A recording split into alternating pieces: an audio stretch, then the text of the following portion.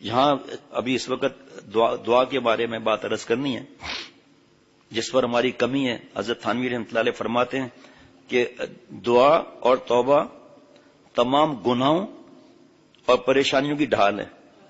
دعا اور توبہ، معافی، توبہ کا بھی رات کو بیان ہوا تھا عشاء کے بعد. یہ دونوں ڈھال ہیں ہر پریشانی سے اور گناہ سے. اسی سے میں غفلت میں دعائی نہیں مانگتے. حضرت والا نے فرمایا کہ 3 قسم کی قضائیں ہیں، ایک قضاء منزل، ایک معلق، ایک مبرم. اور پھر دعاؤں کا سے کیا ہوتا ہے؟ دعا نازل شدہ بلاؤں اور آنے والی بلاؤں کو دور کر دیتی ہے. ملا علی قاری رحمۃ اللہ نے فرمایا کہ حدیث میں آتا ہے کہ دعا 3 قضاؤں کے لیے مفید ہے. نمبر 1 قضاء منزل، یعنی جو قضا نازل ہو چکی دعا کی برکت سے وہ ختم ہو جائے گی. قبروں پر جانے کی ضرورت ہے بھائی؟ پھوسیاں والی سرکار، کتیاں والی سرکار، لنگیاں والی سرکار کوئی نہیں نا. بس اللہ تعالیٰ ہے نا. کیسا جملہ حضرت والا کا؟ بھائی اللہ ہے نا. اللہ سے اللہ کو مانگ لیں کہ اللہ میری جوانی گٹر لائن میں جا رہی ہے. آپ سوچیں گے یہ بڈھا کیوں دعا کرے گا؟ ہمارا نفس جوان ہے. تو فرمایا کہ مشکات شریف کی حدیث پاک ہے کہ دعا جو ہے وہ نفع دیتی ہے ہر بات کے اندر. اور ایک حدیث اور ہے کہ دعا جو ہے عبادت کا مغز ہے. اس کے بعد قضاء معلق، یعنی ابھی قضا نازل نہیں ہوئی، آنے والی ہے. اس کے لیے بھی دعا کر لو کہ اے خدا، جو بلائیں آپ نے آئندہ کے لیے لکھی ہیں آپ اپنی رحمت سے اپنے نبی کے وعدے کے مطابق اس دعا کی برکت سے ہم کو ان بلاؤں سے محفوظ رکھیے. تو دعا کی برکت سے اللہ تعالیٰ ان بلاؤں کو بھی دور فرما دیتے ہیں. ایسے ایسے پریشان آتے ہیں کہ جاب نہیں مل رہی، امتحان پاس نہیں کر رہا، رزق کی تنگی ہے. بابا یہ حدیث پاک لے لیں آپ. مفہوم ہے کہ گناہوں کی وجہ سے رزق تنگ ہو جاتا ہے، گناہ نہیں چھوڑتے ہم لوگ. فرمایا کہ تو اللہ تعالیٰ ان بلاؤں کو بھی دور کر دیتے ہیں جو ابھی نازل نہیں ہوئی، آئندہ نازل کرنے کی مشیت الہی ہے. یعنی سوئے قضا کو حسن قضا سے اے اللہ بدل دیجئے. اور اے اللہ آپ ہمارے لیے، ہمارے بچوں کے لیے ان بلاؤں کے بھی فیصلے بدل دیجئے جو آپ نے لکھے ہیں. کیونکہ آپ کے نبی نے ہی تو فرمایا ان دعا ینفع مما نزل و مما لم ینزل. جو بلا ابھی نازل نہیں ہوئی دعا اس کے لیے بھی مفید ہے. اس کے بعد ہے قضاء مبرم، جہاں بڑے لوگوں کے اشکالات ہوتے ہیں. قضاء مبرم، تیسری قضاء ہے مبرم، قطعی وہ ضرور آئے گی. وہ رفع درجات کے لیے ہوتی ہے، درجات بلند کرنے کے لیے. اللہ دیکھتے ہیں کہ یہ نالائق سدھر نہیں رہا تو اللہ ایک چپت لگانے کے لیے کوئی مشکل بھیج دیتے ہیں. مشکل مانگنی نہیں ہے، مانگنا عافیت ہے، لیکن اس کے درجات بلند کرنے کے لیے اس کو پتہ نہیں ہوتا، منہ سے بک بک کر کے اللہ کو ناراض کر دیتا ہے. ان اللہ مع الصابرین کی پہلی تفسیر ہے الصبر فی المصیبہ، شکایت نہ کریں. دوسرا الصبر علی الطاعہ، اطاعت کر کے صبر کریں. تیسرا اب اس وقت تفسیر کا موقع نہیں، الصبر عن المعصیہ، گناہ نہ کر کے صبر کریں. تو داڑھی مڈا کر تو گناہ کر رہا ہے، یا ایک مٹھی سے کم کر کے گناہ کر رہا ہے. دعا تو اللہ تعالیٰ کافروں کی بھی سنتے ہیں، دعا تو اللہ نے جانور کی بھی سنی، دعا تو اللہ نے شیطان مردود کی بھی سنی اور قیامت تک مہلت دے دی. بدماشی کی دعا بھی دیکھو آپ. تو ہم دعا تو قبول ہوتی ہے لیکن اللہ کو وہ چہرہ بھی تو پسند آتا ہے نا جو آپ صلی اللہ علیہ وسلم جیسا مبارک چہرہ ہو جناب. تو فرمایا کہ اللہ نے کسی بندے کے لیے، مشکات شریف میں ہے کہ اللہ نے کسی بندے کے لیے اعلیٰ مقام لکھا ہوا ہے مگر وہ عمل میں کمزور ہے جس کی وجہ سے اس مقام پر نہیں پہنچ سکتا. تو اس کے جسم پر، مال پر اور اولاد پر کوئی بلا آئے گی اور اللہ اس کو صبر کی طاقت بھی دیں گے. صبر کی 3 تفسیر بتا دی اور صبر کا پرچہ بھی خود حل کرا دیں گے. کیا بات ہے، سن رہے آپ؟ یہ بلا بھی بھیجیں گے اور اسے حل کرنے کو اللہ ہمت بھی اس کو دیں گے. اب خود ہی ہمت نہیں استعمال کرتا. اب یہ ایک ٹشو پیپر ہے میرے ہاتھ میں رکھا ہوا، میں آپ دوستوں سے کہتا ہوں بھائی دعا کریں، یہ اٹھا نہیں سک رہا ہوں میں. تو آپ کہیں گے شیخ اس کی اٹھانے کی جو طاقت ہے وہ تو لگاؤ تب اٹھے گا نا. یہ اسی طرح صبر کا پرچہ حل کرا رہے ہیں اللہ، لیکن طاقت ہی استعمال نہیں کر رہے. کتنا نقصان جناب. اور یہاں اللہ اس کو صبر کی طاقت بھی دے گا، پھر اللہ تعالیٰ اس کو مقام اس پر پہنچا دیں گے جو اس کے لیے لکھا ہو. نمبر 1 قضاء مبرم کا فائدہ. قضاء مبرم یعنی قطعی قضا جو دعا سے بھی نہیں بدلتی. اب یہاں اشکال ہوتا ہے نا کہ قضاء منزل بھی ہو گئی، قضاء معلق بھی ہو گئی، اور قضاء مبرم میں تو لکھا ہے کہ وہ ٹلے گی نہیں دعاؤں سے، اور جناب وہ دعا سے بھی نہیں بدلتی، وہ ہماری رفع درجات کے لیے آتی ہے جس سے ہمیں اعلیٰ مقام ملتا ہے، یہاں بھی وہاں بھی قبر میں بھی. فائدہ نمبر 2، ابھی سوال کا جواب آ جائے گا، گھبرانے کی بات نہیں. مجھے پتہ ہے آگے لکھا ہے اس لیے میں جلدی نہیں کر رہا ہوں، ورنہ آپ کو پتہ ہے میری عادت جلدی کی ہوتی ہے۔ نمبر 2، گناہوں کو معاف کرنے کے لیے اللہ تعالیٰ کوئی پہلا بھیجتے ہیں تاکہ ہم پاک اور صاف ہو جائیں، جہنم میں پاک ہونے کے لیے نہ جائیں، لہذا اللہ تعالیٰ انسان کو مصیبت میں مبتلا کر کے اس کو پاک کر دیں گے تو جہنم میں جانے سے بچ جائے گا۔ دوبارہ میرے شیخ، اب دیکھیے آپ کے سوال کا جواب آ رہا ہے۔ ملا علی قاری رحمۃ اللہ علیہ نے خود اس مقام پر یہ اشکال کام کیا ہے کہ قضاء مبرم یعنی جو قطعی فیصلے ہیں اگر وہ دعا سے نہیں بدلتے پھر دعا کا فائدہ کیا ہے؟ یہی تھا نا اشکال بھائی کہ جب آنی ہے تو پھر دعا کا فائدہ کیا ہے؟ جواب بھی خود دیتے ہیں قیامت تک کے لیے تاکہ ہم سدھر جائیں، گھبرائیں نہیں۔ فرمایا کہ مبرم یعنی جو قطعی فیصلے ہیں اگر وہ دعا سے نہیں بدلتے تو پھر دعا کا کیا فائدہ ہے؟ کیونکہ دعا مانگنے پر بھی وہ تو آ کر ہی رہے گی۔ جواب دیتے ہیں تو فرماتے ہیں کہ دعا وہاں بھی کرنی چاہیے، کیونکہ آپ کو کیا خبر ہے کہ یہ دعا یہ قضاء مبرم ہی ہے؟ دعا کا تو فائدہ ہے نا۔ آگے سنیں اور بھی مزیدار بات ہے، آپ کو کیا معلوم کہ یہ قضاء مبرم ہی آنی ہے؟ آپ تو دعا کریں نا۔ آگے حضرت نے ہنستے ہوئے فرما رہے، حضرت نے پھر فرمایا کہ کیا آپ کو کیا خبر ہے کہ یہ قطعی ہے؟ ہو سکتا ہے یہ بھی بدلنے والی ہو، دعا سے قضاء معلق ہو، بدلنے والی ہو۔ کیا آپ کو، اب دیکھیے حضرت والا فرمایا، کیا آپ کو کوئی وحی آئی ہے کہ یہ قضاء مبرم ہے جی اور آ کے ہی رہے گی؟ کیا حضرت جبریل علیہ السلام آپ کے پاس آئے تھے کہ یہ قضاء مبرم ہے لہذا دعا کی سنت ادا کرو؟ اور دعا پڑھنا نہیں ہے، دعا مانگنا ہے کہ اللہ میری جوانی کو اپنے دین کے لیے قبول فرما۔ پھر بتا رہا ہوں ہمارا نفسی جوان ہے تو اللہ، جوان بھی دنیا سے جا رہے ہیں، بوڑھے بھی جا رہے ہیں۔ ہم کہتے ہیں بوڑھے جلدی جائیں گے، پتہ چلا بوڑھے ہمارے گھر میں ہوا ہے، بابا کہ نظروں کے سامنے فاروق بھائی اللہ کے پاس گئے جوانی میں عید کی رات، بابا کے موجودگی میں، مطلب بابا کے حیات میں بھائی جان دبئی میں چوتھی رکعت میں عصر میں اٹھتے ہوئے نیچے گئے اور پھر اللہ کے پاس چلے گئے، تو بابا تو موجود، اور بابا کے کتنے دوست رشتہ دار چلے گئے، بابا موجود۔ تو پھر یہ سمجھانے کے لیے، ڈرانے کے لیے کہ بھائی جب کھیتی پک جاتی ہے تو کسان کاٹتا ہے، تو 40 سال کے بعد کھیتی پک گئی ہے، احتیاط کرو، لیکن سب کو احتیاط کا حکم ہے۔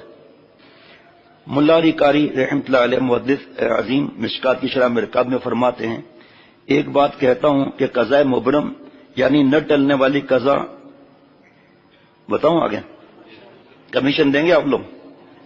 کمیشن دیں گے بھائی؟ کچھ بتاؤ نا، دیں گے؟ ہماری کمیشن دعا ہے، یہ دعا دیں گے، جملہ سن کر آگے۔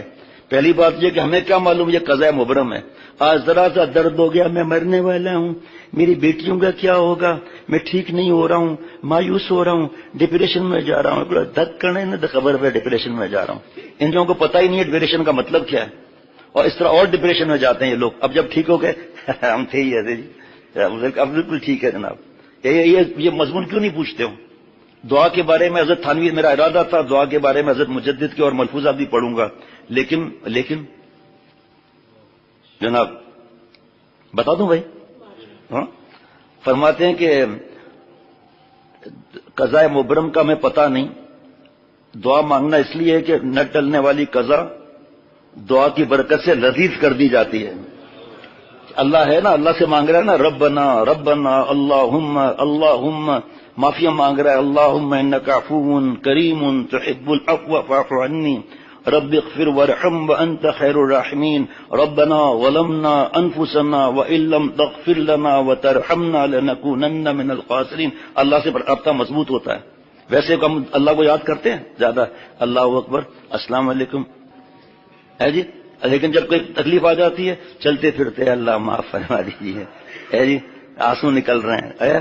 تو اب جس نے تکلیف پہنچائی حضرت نے بولا اس کو بددعا میں مت دیا کرو، اس کی وجہ سے تو اللہ کے قریب ہو رہا ہے نا، تو تیرا محسن ہوا نا، اس کو مٹھائی بھجواؤ۔ سبحان اللہ۔ جیسے کہ اب سنیے مزہ، جیسے کہ اہل دنیا اپنی دنیا کی لذتوں سے مزہ لیتے ہیں، اللہ تعالیٰ اس قضاء مبرم کے لیے اس کے دل میں تسلیم و رضا کا مقام دیتے ہیں، تو وہ سمجھتا ہے کہ اس میں ہمارا فائدہ ہے، اور اللہ سے ہر حالت میں راضی رہنا فرض ہے، اس کے دل میں تسلیم و رضا کا مقام دے دیتے ہیں، تو وہ سمجھتا ہے کہ اس میں ہمارا فائدہ ہے۔ اس تسلیم و رضا کے مستی اور نشے سے انڈر کلوروفارم آپریشن کیا جاتا ہے، یعنی اللہ سے دعا مانگنے کی برکت سے جو تکلیف آتی ہے، تو جیسے بیہوش کو کاٹا جا رہا ہے نا، پتہ نہیں اس طرح اس میں تکلیف آتی ہے تو قضاء مبرم دعا کی وجہ سے اس کو ایسا لگتا ہے جیسے اللہ نے اپنی محبت کی مستی کا شراب پلا دیا اور یہ کام ہے آگے بھائی چل رہا ہے. سبحان اللہ. اور یعنی اللہ تعالیٰ کی مرضی پر راضی رہنے کا ایسے ایک لطف حاصل رہتا ہے. جیسے حضرت یوسف علیہ السلام کے لیے قید خانہ جب داخل ہوئے تو اللہ تعالیٰ نے ان کو قید خانے کی تکلیف کو اپنی محبت کے فیضان سے ختم کر دیا اور تکلیف کو لذیذ بنا دیا، کیونکہ وہ قید خانہ اور غم انہوں نے اللہ کے لیے اٹھایا. اور یہاں تک فرمایا رب السجن احب الیہ مما یدعوننی الیہ، اے پالنے والے، اے میرے رب، یہ زلیخا جس قید خانے کی مجھے دھمکی دے رہی ہے نا، یہ قید خانہ آپ کے راستے کا مجھے حبیب نہیں، محبوب نہیں، احب ہے. علماء ندوہ میں حضرت والا نے فرمایا تھا، اے علماء ندوہ، ابھی ابھی اللہ نے دل میں ڈالا کہ جب یہ قید خانے حبیب نہیں، محبوب نہیں، احب ہے اللہ کے راستے میں گناہ نہ کرنے پر، تو اس رب کے گلستان کیسے ہوں گے. اللہ تعالیٰ نے ایسی مستی، ایسی محبت، اپنی ذات پاک سے ایسا انس عطا فرمایا، نہ قید خانہ یاد رہا نہ اس کی تاریکی یاد رہی. ملا علی قاری رحمۃ اللہ علیہ فرماتے ہیں کہ دعا کی برکت سے اس قضا کی تکلیف کو اللہ تعالیٰ ایسا لذیذ کر دیتے ہیں جیسا اہل دنیا لذیذ نعمتوں کو کھاتے ہیں. یعنی اس کو کوئی پریشانی نہیں رہے گی، وہ بلا نہیں رہے گی، قضاء مبرم جو آکی رہے گی دعاؤں کی برکت سے.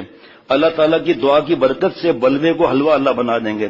جیسے حضرت ایوب علیہ السلام کے جسم میں امتحان اور آزمائش اور درجات بلند کرنے کے لیے کیڑے پیدا کیے گئے. اللہ تعالیٰ نے کیسا معاملہ رکھا، لیکن اللہ تعالیٰ سے ہر حال میں راضی رہے.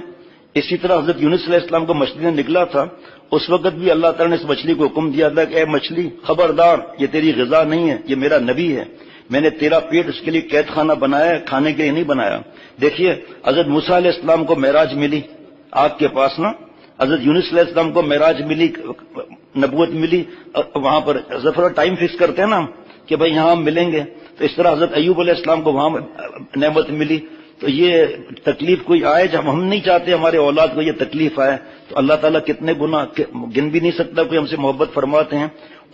یہ کتاب الگ ہے کہ تکلیف پر کیا کیا انعامات ہیں اگر شکایت نہ کی جائے، اگر قبروں پر نہیں جایا جائے تو اس کے بعد کیا کیا انعامات ہیں، اس وقت موقع نہیں. خبردار اسے پیسنا مت، معدے کی حرکت کو روک لیں. خدا چاہے، اب سنیں ذرا غور سے ہم، خدا چاہے تو آفتاب کی شعاؤں کو روک سکتا ہے، خدا چاہے تو دریا کے موجوں کو روک سکتا ہے. حضرت موسیٰ علیہ السلام راستے بن گئے اور سب فرمائے بس اندر داخل ہو جاؤ، اور پھر گھبراہٹ نہ ہو تو بیچ میں کھڑکیاں بن گئیں، نکلتے جا رہے، یہی پانی نے پھر ان کو ڈبو دیا. اللہ کے حکم کیسے ہیں بھائی؟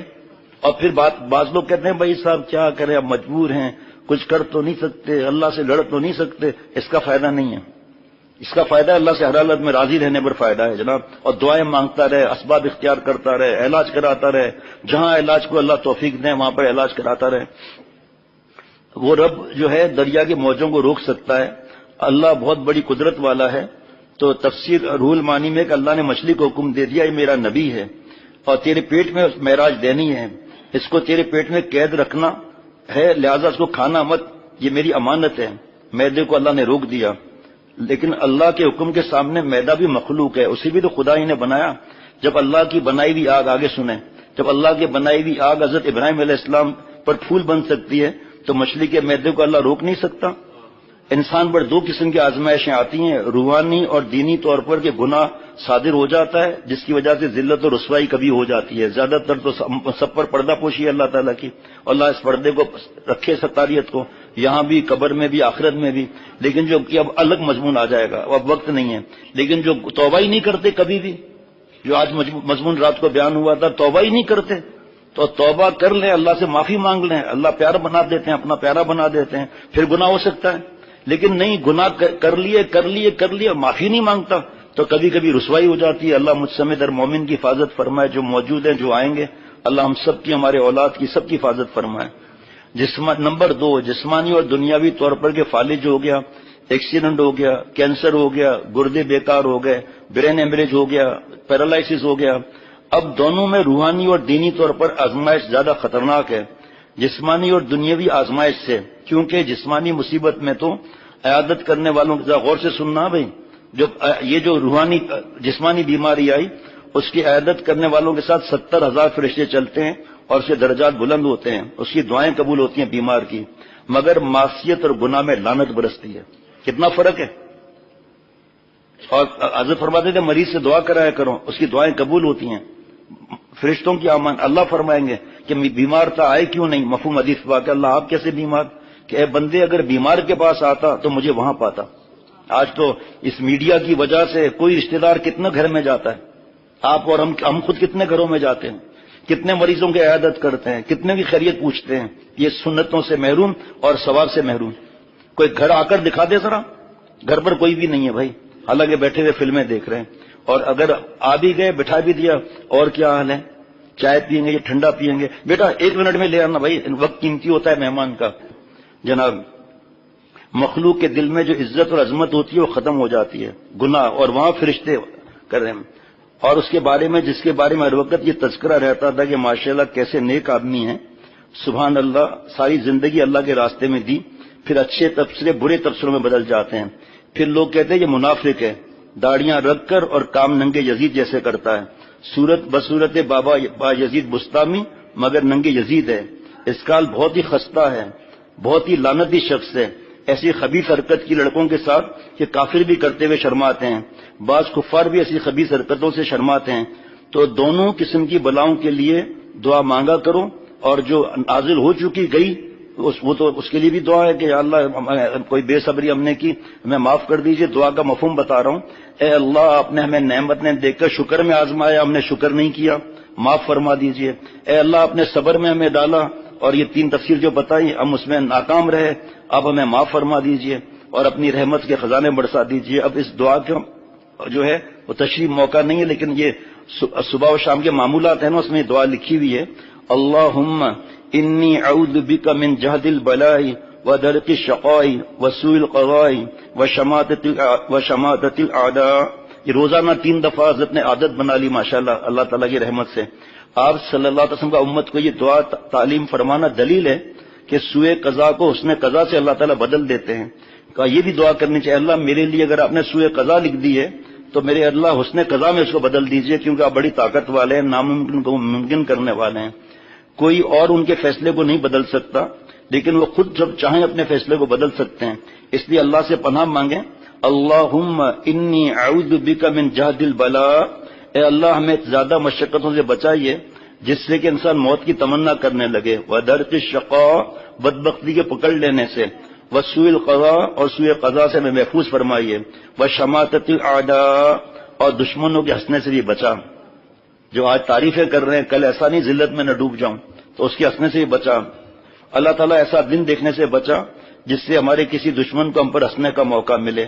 حضرت عبداللہ بن ابن عمر رضی اللہ عنہما نے فرمایا کہ جہد البلا سے مراد یہ ہے کہ مال کم ہو اولاد زیادہ ہو، اس وقت کی تکلیف سے پناہ مانگیں، اور پھر وہ دشمن تبصرے نہ کرے، پھر دنیا میں دشمنوں کو موقع ملتا ہے کہ ایک دشمن کی گود میں گئے سارے دشمنوں کو موقع مل گیا، لہذا یہ دعا کریں، یا اللہ میرے لیے مستقبل میں جو مضر فیصلے ہیں، فالج، کینسر، کوئی خطرناک بیماری، تمام سوء قضا کو آپ اس نے قضا سے بدل دیجئے۔ اب کوئی کہے کہ اللہ کا فیصلہ تو کوئی بدلتا ہی نہیں، تو اس سے مراد یہ کہ مخلوق نہیں بدل سکتی، جیسے ہائی کورٹ سپریم کورٹ نے پھانسی کا فیصلہ دے دیا اور پرائم منسٹر کے بعد اپیل چلی گئی، وقت نہیں ہے نا، تو چلی گئی تو پرائم منسٹر یہ کہتا ہے کہ میرا قانون مجھ پر حکومت نہیں کر سکتا، میں اپنے اختیارات استعمال کر کے باضابطہ طور پہ بری کرتا ہوں، تو اللہ تعالیٰ نعوذ باللہ پارلیمنٹ کا ووٹ تھوڑی چاہیے اللہ کو، اللہ تعالیٰ نعوذ باللہ کوئی جج تھوڑی ہیں، مالک یوم الدین ہے، وہ مالک ہے جہاں چاہے اپنی تجلی دکھلائے، نہیں مخصوص اس کی تجلی تورے سینہ پر، اس کی فکر رکھنی چاہیے بھائی، اور اللہ سے مانگنا چاہیے اللہ سمجھ کر، اپنے آپ کو دیکھ کر نہیں دعا مانگنی چاہیے، ہم تو کمزور ہیں، اب فوراً کہتے تو ہو ہی نہیں سکتا، تو کیا اللہ تعالیٰ سے بات بھی یہی نہیں ہو سکتا بھائی، ایسی فائل پھنسا دی ہے ظالم نے، اب کچھ نہیں ہو سکتا، اب دعا نہیں مانگو، عاملوں کے بابے کے پاس جاؤ، اللہ رحم فرمائے۔ بہرحال اس سے مراد یہ کہ مخلوق کے ذریعے نہیں بدل سکتا اور خالق اپنے فیصلے کو بدل سکتا ہے۔ وہاں رومی رحمۃ اللہ نے حدیث کی شرح فرمائی، اے اللہ آپ کی قضا آپ کی محکوم ہے، حاکم نہیں، یعنی آپ کا فیصلہ آپ پر حکومت نہیں کر سکتا، آپ اپنے ہر سوء قضا کو اپنی رحمت سے اس نے قضا سے بدل دیجئے۔ ربنا اتمم لنا نورنا، اے اللہ ہمارے نور کو تام فرما دیجئے اور ایسا رسوا والے اعمال سے بچائیے جو ایک دم سے ہم کو دبوچ لیں اور ہم بے بس ہو جائیں اور نفس ان پر غالب ہو جائے اور اپنی ذلت اور رسوائی کا احساس بھی نہ رہے۔ بعض لوگوں نے خودکشی تک کر لی، حرام موت مر گئے، اور لیکن توبہ کر کے نئی زندگی نہیں گزاری. اور قرآن پاک کا حدیث پاک میں وعدہ ہے کہ رزق اللہ وہاں سے دیں گے بے شان و گمان جیسے اس کا دھیان بھی نہیں ہوگا, اس طرح دھیان ہی نہیں ہوگا. ایسی غلطی ہو گئی, اس لیے اللہ تعالیٰ سے ہم پناہ مانگیں اور اس دعا کو یاد کر کے صبح و شام پڑھا کریں 3 بار. سفر ہے, تھکاوٹ ہے, طبیعت ناساز ہے, ایک دفعہ پڑھ لیں. اللہ تعالیٰ ہم سب کو اللہ والا بنائے.